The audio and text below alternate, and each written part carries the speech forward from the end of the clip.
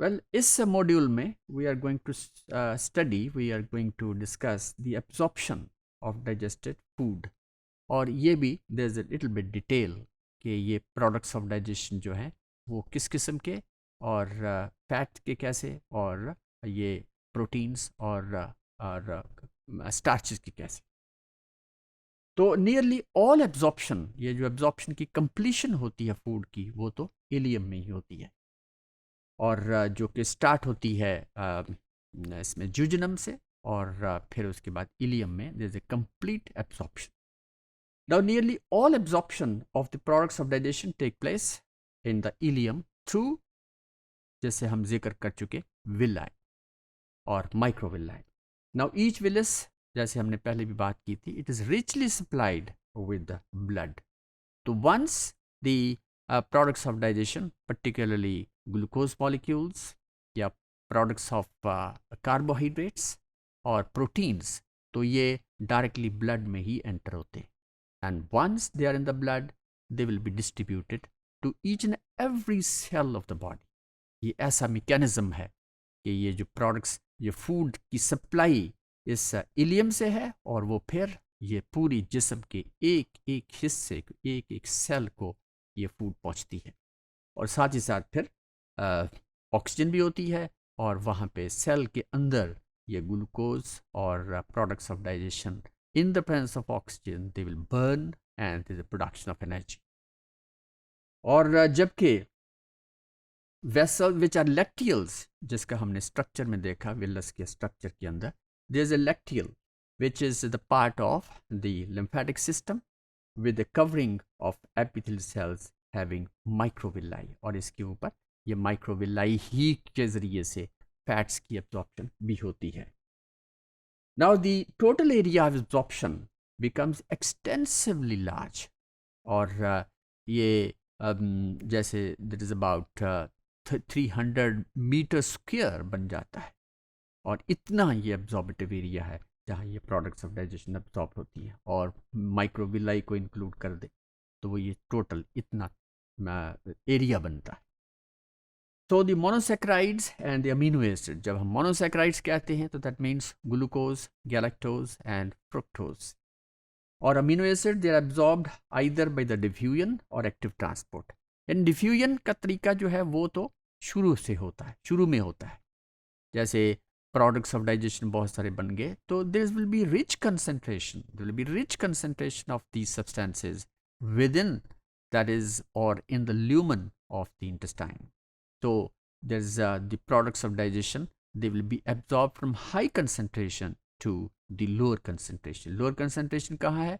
Blood के अंदर, क्योंकि blood that is in circulation, तो वहाँ पे relatively कम है. लेकिन a time comes कि when there is equal concentration in both sides, that is lumen के अंदर भी और blood के अंदर भी. लेकिन उसके बाद ये नहीं है कि सारी के सारी there will be wastage, no. So then there starts the active transport.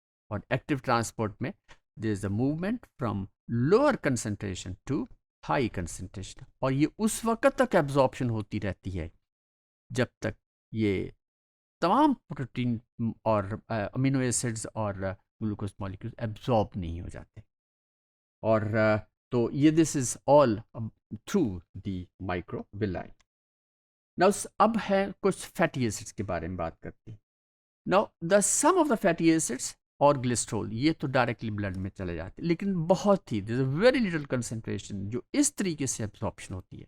लेकिन ज़्यादातर एब्जॉर्प्शन जो है वो इस तरीके से होती है जिसका हम जिक्र करने जा रहे हैं.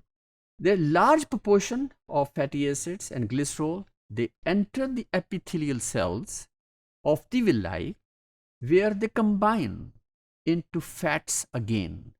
तो ये देखिए क्या हुआ कि फैट्स कन्वर्ट हुए फैटी एसिड्स में, ग्लिसरॉल में, फिर यही जो products of digestion they unite together to form the fats once again, और दैट एंटर द लैक्टियल्स. अब लैक्टियल्स के अंदर वहाँ पे there are present the proteins which are specialised proteins which are present in lymph vessels. They combine with the fat molecule to form lipoprotein droplets. Lipoprotein droplets. Now these lipoprotein molecules subsequently they will be hydrolyzed again. They will be hydrolyzed into fatty acids and the glycerol, which enter the bloodstream once again.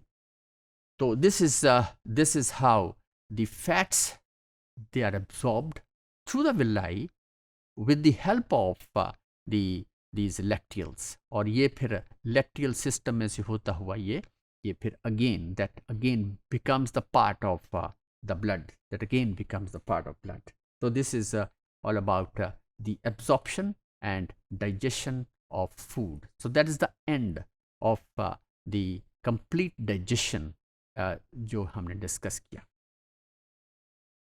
Now these molecules are then absorbed by the body cells. ये वही fats जो हैं वो भी फिर once they are in the bloodstream they will be distributed again.